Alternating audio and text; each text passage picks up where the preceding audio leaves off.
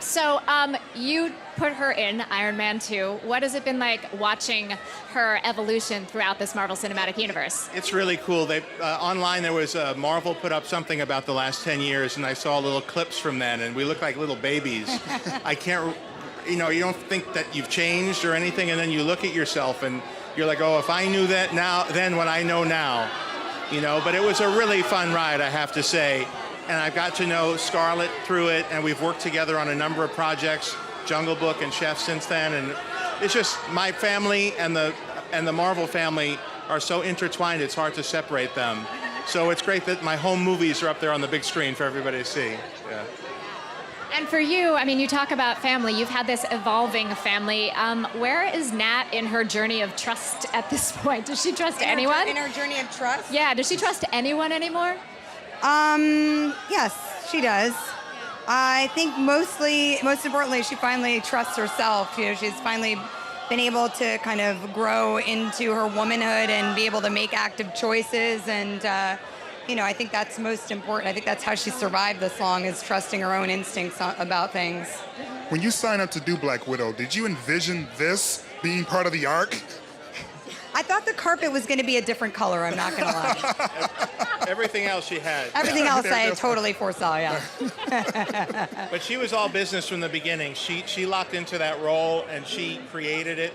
Of course, it existed in the comic books, but she brought her own spin to it. And watching that character develop over Avengers and over all these films, I'm very proud and excited, and I'm so happy we made the right choice when we hired her, because she's become one of the big faces of the franchise. Were there things that I'm extremely happy about it too. It's really worked out. Were there You've done okay. You've done all right.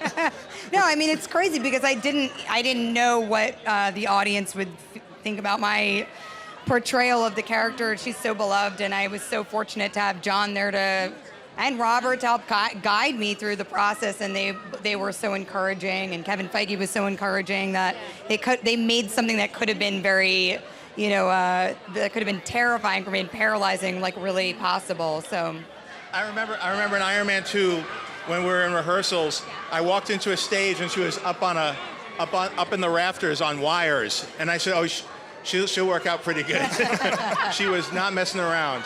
From the very beginning. Were there things about the character that you had in mind that once you began to play the role, you decided to change the character to fit her? Yeah, it's evolved, and I think that as each writer and each director came in, what's nice about Marvel is a partnership forms, and although you have Kevin and all the team at Marvel overseeing everything, each director or set of directors comes in and brings in their own spin and their own flavor, and it becomes a collaboration with the stars. And so when they come to the series, they already have her established character. Like in Avengers, she was already established in Iron Man 2, but then the character became so much more.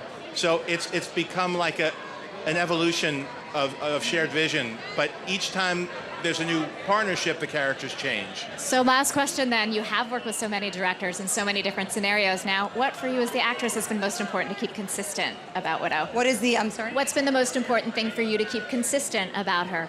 I think the character is really, her strength, it lies in her vulnerability, and I think, that's been something that I've been able to kind of chip away at and really, share with the audience, and I continue to, have to be kind of inspired by that journey of a character really becoming more themselves.